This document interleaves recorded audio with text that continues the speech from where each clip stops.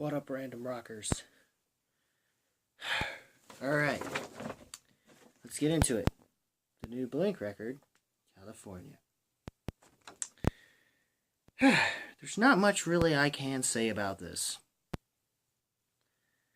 other than this is the first album to feature Matt Skiba of Alkiline Trio and not Tom, as he had been kicked out of the band for obvious reasons. I actually got a chance to recently hear the EP I never had any fucking clue about, Dogs Eating Dogs.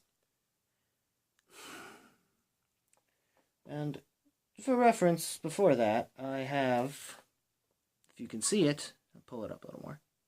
There you go. I have the Neighborhoods album, which was the last with Tom.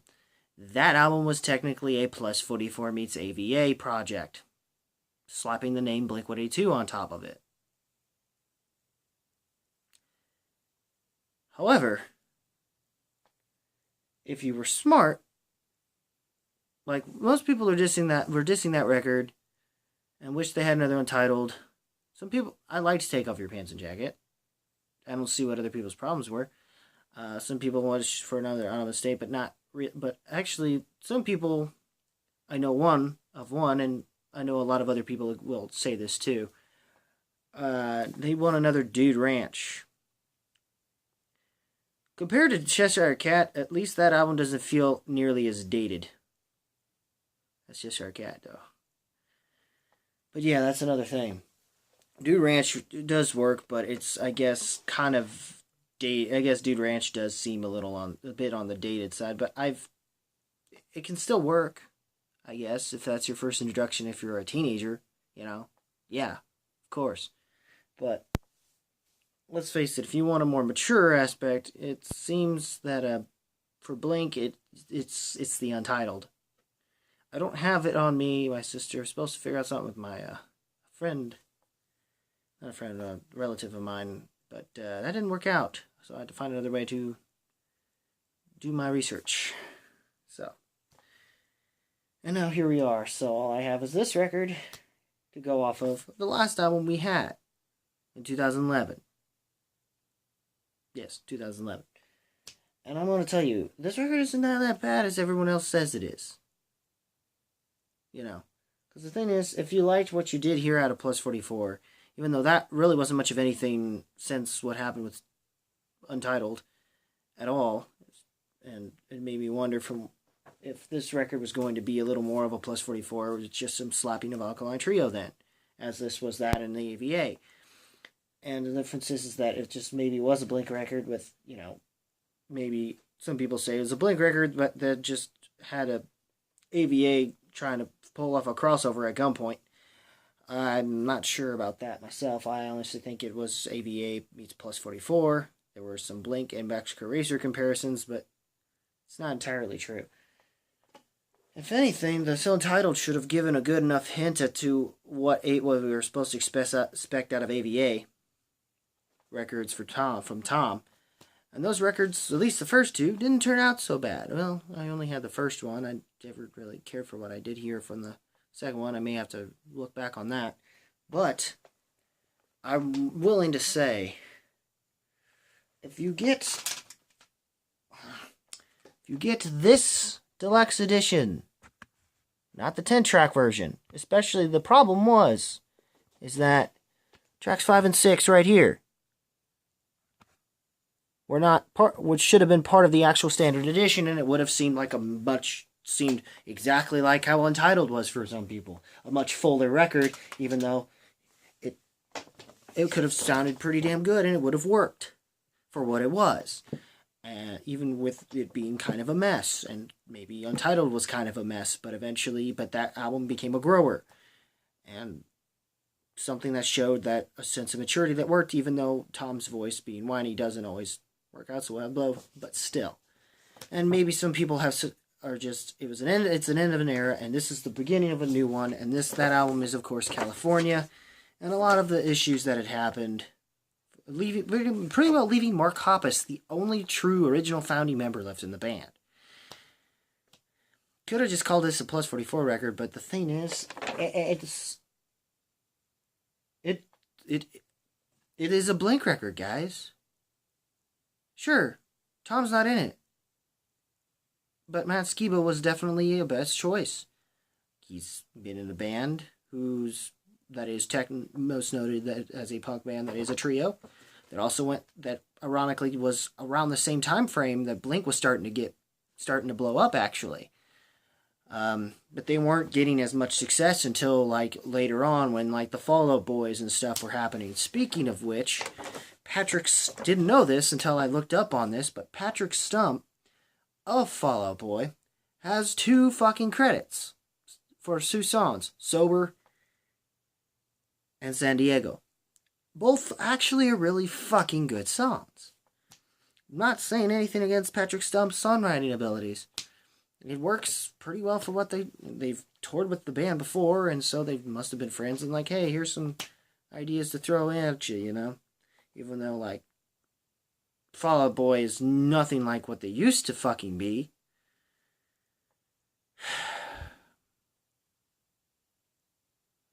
I miss the Dead on Arrival days.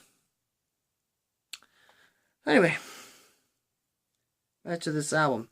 Cynical was a great opening start to this that really kind of dives into what Mark has been feeling about his relationship that's now defunct or distant with Tom now, and the way he's not the same as he's been, and he's gone a little crazy with, you know, UFOs and everything, and apparently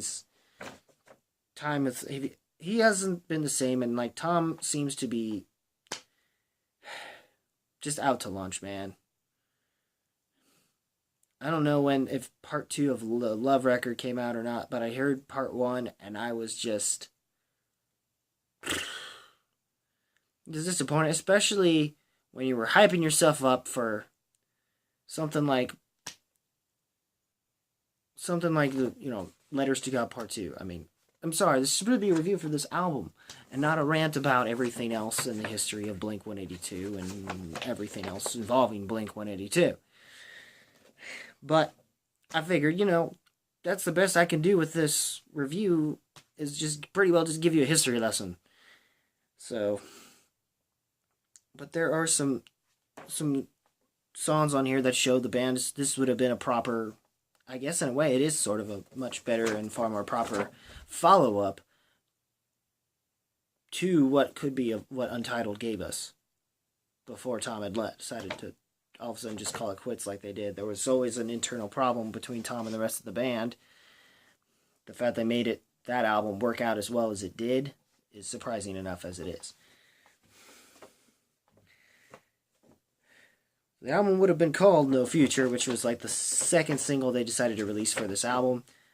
And honestly, from the album cover, I think that could have been a better title, but then again, it would have just showed a little bit of the pessimism about them. But instead, they went with the title California, which honestly, with titles involving songs involving certain particular cities that happen to be in California, such as Los Angeles and San Diego, it just probably seems to be the best choice, I guess.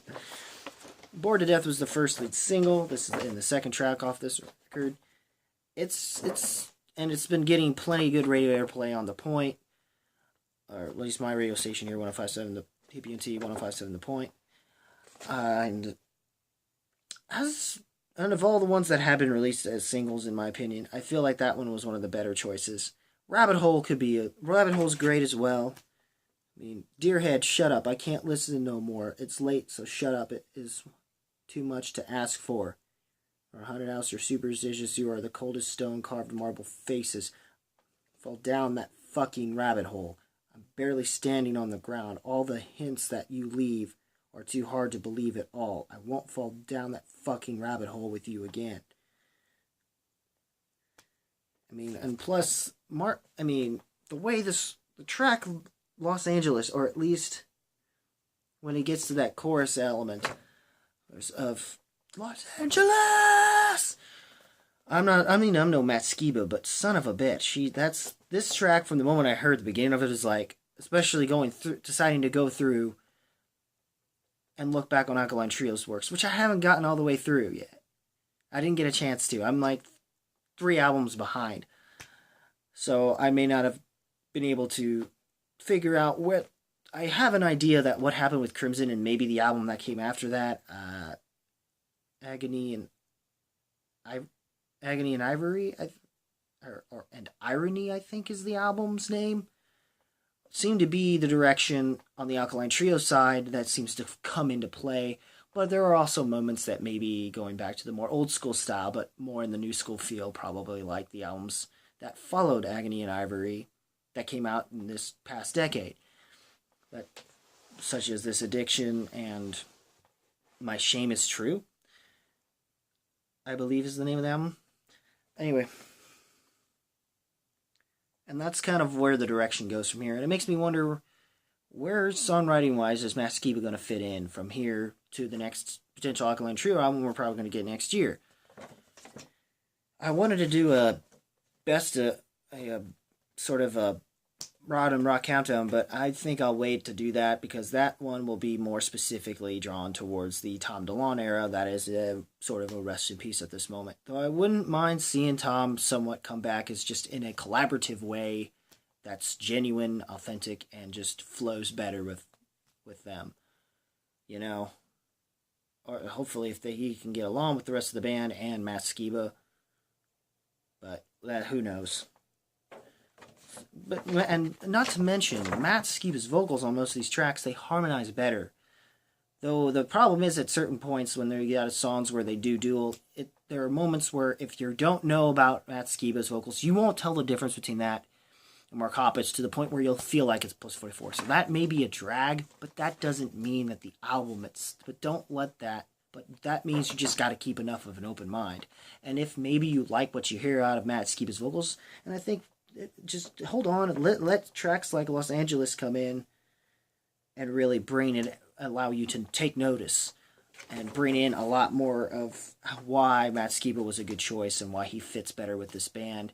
He's a good guitar player and his vocals are harmonized better with Mark's than Tom's ever could.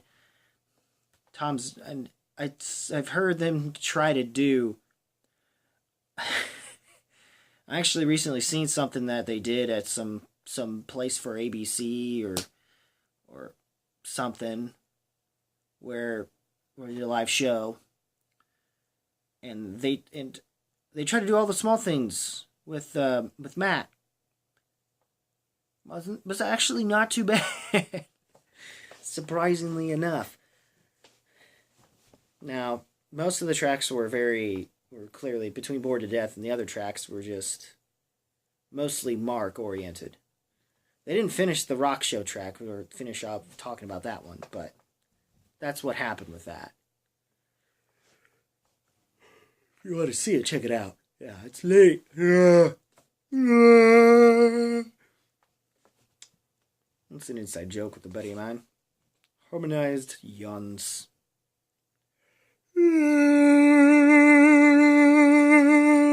Okay.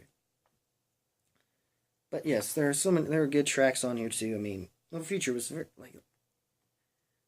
the opening track, immediately bass line and Mark's vocals come in. There's a cynical feeling saying I should give up. Said everything you'll ever say. There's a moment of panic when I hear the phone ring. Anxiety's calling in my head. Is it back again? Are you back again? Basically, that's how the relationship is with him and dealing with Tom, and how he's just out to lunch. He's not all there with the band anymore. He's just dragging them down and keeping them from doing what they need to do to move on with this band, or to just move forward without being a part of Blink or whatever. And and it's eventually him you see where the relationship has gone defunct between them and for the band, and why you understand his point. Bored to Death, of course, is a great song. If you've already heard it, like I said, if you've heard it already on a lot of radio stations in my area, KPNT, like The Point, or even There's a couple areas in Farmington, but the names I can't say. I would give shout outs, but if I just can't remember. The Zone is one, actually. And B104.3. Anyway, it was just Los Angeles. I mean, there's a lot of these tracks. Some of them even still, some tracks still kind of dive into a lot of these tracks mostly just dive into that issue that he has, that Mark and Travis have had with Tom, and that's just mostly kind of what is shown through this thing. And there are a couple tracks that are like super short and don't even go hardly past the 30-second mark. Tracks like Built This Pool. There's not much to it. It's just a bunch of homoerotic shit. All you can do to keep yourself from seeming like you're gay is if you just say she wants to see some naked dudes. That's why she built this pool. It's not what it says, but you get the idea.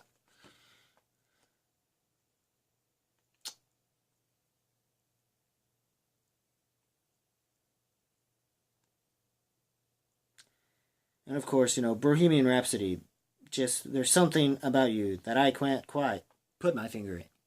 That's how we end this album off. It's like, really? I'm not saying much about this record, and I don't feel like I need to. I feel like it is better off you just give this album a chance to listen to it. If you liked what you heard from Bored to Death, or the other singles, hell, the band has already, leaked the entire album already online, before this album even came out. But I, of course, decided to wait and, surprise myself. And boy, was I pleasantly surprised this past 4th of July weekend. Happy birthday, America. Fuck yeah. Anyway. Should have worn my cap shirt, but I felt like I knew some people would be like, "Oh, you're still wearing that shirt. You're fucking dirty. You wore that all day fucking Saturday." Well, fuck you. Fucking wear it because it's fucking America. It smells like America. But I'm not wearing it because I had to deal with the people being bitches. Ugh. Of course, he probably won't bitch because he was a fucking Marine, so I don't think he will. But it's probably his wife. And I'm going to get shit on later. I don't care. I'm having fun with this. So, if I get dislikes because of this, you weren't paying attention to what you're supposed to be paying attention to at all. Alright. And, yeah. Other than my usual ranting and going on and not actually telling you much about this record, there's not really much I can say that's not so blatantly obvious that needs explaining. Just, look at the lyrics, listen to the tracks themselves. Hell, all the videos that Blink has put up are lyric videos, so they should help you anyway. And of course, it's typical pop punk. It's great. It's good to see the band is back again. Back doing their thing again. And, I might do something with that one too, by the way, spoiler alert, with TFK. Because apparently I had no idea whether or not they were going to release this album yet this year or not, and it turns out that it just kind of dropped out of nowhere. Yeah, without, no warning. I had no warning at all. It just happened. So, yeah. And whether or not if it's worth talking about. But overall, this album, California, the band this is a new era. It is a great era. And I went on longer than I expected because I went on a rant. And that's okay. It's not like there are other bigger names out there than me that will probably be more in depth. And I can recommend them to you. The Rock Critic. Rocked. Once rocked reviews, now it's just rocked. Mostly because he also does interviews and stuff. So, not just reviews. So, it just makes sense for him to do that, I guess. And then, of course, even Cover Killer Nation has done it. And Needle Drop hasn't done it yet that I am aware of. They probably, by the time I'm done watching this video, I'll probably check it out and see if they did review it or not. And if I'm going to have to wait till he does his one thing. I don't know. But that's overall what's going on. is that this album is actually, I had a lot of fun with this record. If you are a Blink fan, then you're going to fucking enjoy this album. Like a straight up Blink fan. I can't say that if you're too in love with the record, like for some people, Dude Ranch, I don't know if this will win you over. But if you are also an Alkaline, maybe if you are still a pretty good Blink fan, and as well as an Alkaline Trio fan, then this might actually win you over. In places. I mean, overall, overall, this album, it's all around still pretty damn fun. It works as a Blink record. Truly feels like a Blink record, even though Tom isn't in it, and it is Matt Skiba, and you do see him bring in some Alkaline Trioisms, but it feels like a Blink record, despite the fact Matt Skiba does bring in his own Alkaline Trioisms here and there. Of course, Los Angeles, which especially his vocal range on that chorus when he screams Los Angeles, just fucking.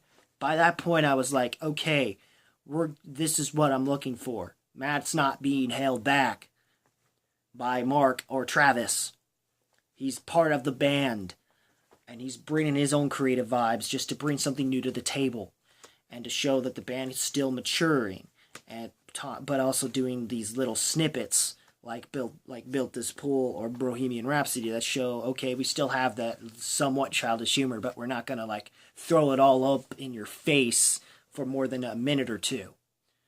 Or at least past the 30-second mark, which was great and wonderful. And overall, I would like to actually see how a good long set of them trying to pull off some. I would really like to see, if somebody has a video of it, put it in the comments below. If you can find them doing I Miss You with Matt Skiba doing it, doing the one parts of the lines, I want to hear it, because I've heard Alkaline Trio stuff, and that track and that particular lines that Tom does, that were for Tom's lines, I want to hear Matt Skiba do those lines, and I want to see if he delivers it much better than Tom does or not, because that's a huge thing for me. Because if you know how the line of that verse goes, the second verse, it's definitely something Alkaline Trio would pull out of their ass since Good Morning. And I just feel like ever since then, it just seems like it would fit better. It's that gothic. And yes, overall it is. And of course the album cover. I mean, that part in of itself should state the Alkaline Trioisms of Matt Skiba kind of coming into play with this. And it's almost like the chick is supposedly a Tom DeLonge thing, and it's just them moving forward. It's kind of a funny thing. Like, or she just talked him to death. I don't know. Or made him talk to the point where he's gotten bored to death. Okay. I mean, the only tracks I could say that maybe are a little might be Teenage Satellites, I guess. Kings of the Weekend is great, and I think I could recommend this track. Sure, despite the hip-hop drumming and everything. Get past it, James. And I think you'll enjoy it. Especially the lyrics of this will get you into it. And and for the most part, it does feel pretty cool. It does seem like they're throwing. It's not just a proper follow-up for Untitled. It also kind of has little snippets of like the older, like the Dude Ranch to Autumn of the State to Take Off Your Pants and Jacket, sort of punk rock style. A little bit more of that coming back into play. It definitely brings a lot of that, and of course the Alkaline Trioisms do show up a little bit, especially with the guitars. But then again, the guitars that Alkaline Trio didn't seem too far off from Tom's anyway, except, there's a lot more talent behind Matt Skiba's as a guitarist, and even as a vocalist, harmonizing better. I'm repeating myself, but whatever. I have to get the point across somehow. And overall, guys, I gotta say, I know there's not much going on back here to really make up enough of a top 10, and I don't know if I'll get enough records to do that. Eventually in time, probably, but let me tell you, this record's definitely going up there. up here, guys. I'm not going to say it's album of the year status, but for what we've got right now thus far, it's definitely going to make top 10. So, it ain't going to make top 5, though. It'd be lucky if it did. Because I did have fun with this, and I believe anyone else who is a Blink fan, but also in a way an Alkaline Trio fan to some extent or another. And if you can just get over your little humps with Dude Ranch, or Take Off Your Pants and Jacket, or Honor the State, or Untitled. But then again, I think people who will like Untitled might be able to like this record. Titled and maybe Dude Ranch, maybe on, and more likely anything past Dude Ranch. And, and maybe didn't care for what this record had to offer, they will like this. Though I still think I would recommend Neighborhood's Deluxe Edition, because I think that's a much fuller sounding, even though I will say the Finding the Gravity feel like a bonus track. While every other track that is put up as a bonus track does not feel like a bonus track, and feels awesome. Like it's meant to be part of the album, full more fleshed out. But yeah, so again, if you're gonna get the Neighborhoods record, I highly recommend. That's whatever with that album. I highly recommend getting the deluxe edition. If no ifs, ands, or buts, if you haven't purchased this and heard it. Get it, listen to it the standard way by basically skipping, god damn it, by skipping tracks 5 and 6 and not listening to 13 and 14 at all. Because that's the standard edition. Just do it that way, and then listen to it again, but like it's been done. And then you'll understand how much this version is far more full and a fuller record that way. This is the way the album, sure, you could get rid of, the 13 and 14 tracks, and it wouldn't matter as much. But Snake Charmer and Hearts All Gone Interlude definitely feel like they're meant to be in the record as part of it. Even though maybe it doesn't help in the Angels and Airwaves at putting Untitled at gunpoint for an Angels and Airwaves crossover kind of style. Even meets plus 44 crossover. But it is good. But that record is good. And like I said, that California is definitely an album worth checking out. It is.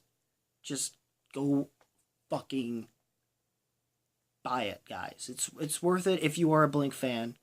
If you want something different, but also still within the same familiar territory to thrive off of that nostalgia. That's what this record does.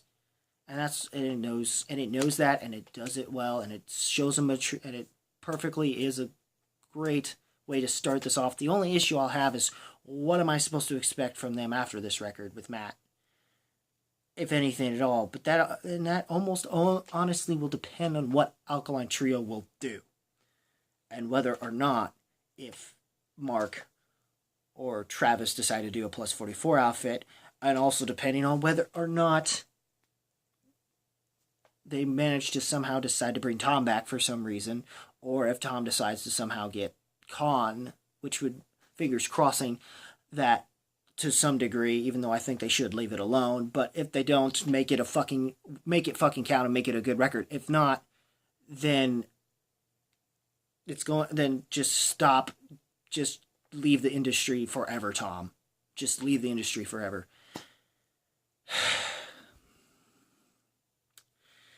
Because if you're not going to make a good boxcar race follow up to the first Boxcar Racer album, then just fuck off, man. Or fix what you did after Love when it came to fucking AVA, and we'll be fine. And start giving a fuck again as a musician, if you ever really were at all.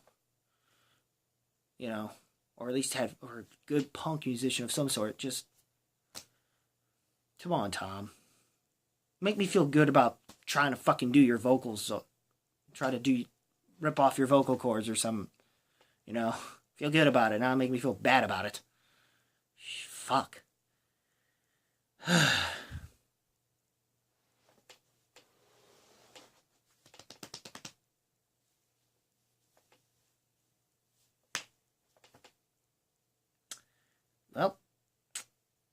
yeah, I guess that's about it, guys. Sorry I had a little lapse of mentality there. But you know what? That's fine. Overall, guys, what did you think of California? New album Blink-182 first with Matt Skiba and the start of a new era. Are you guys willing to look up for it? Oh yeah, John Feldman is from Goldfinger and is the producer. He's done a bunch of other pop punk records. He's also done work with The Used, and I think he did a Day to Remember album. Speaking of which, new one's coming out in August. I'm actually going to. I decided to say fuck it. I'm gonna check him out. I have a buddy of mine who wants to. He's probably just fucking gonna go all. And his wife probably too are gonna go all about it. So yeah, it's not real, but it's part of the reason why. But then I realized, oh yeah, that cover of Since You've Been Gone, we had fucking good. There's good times with that one. Even funny. I will get into that story when we get to that album actually, but it's a juicy one. But that's it, guys. And apparently I went longer than I normally do. Kind of. But that's it, guys. Again, what did you think about the album? Comment below. Let me know. If you like this video for what it is, rock that like button with thrust if you must. And as always, guys, keep it like I do with every video and how I handle it myself. Keep it random. Keep it real. And of course, keep it rocking. And I'll see you fuckers next time.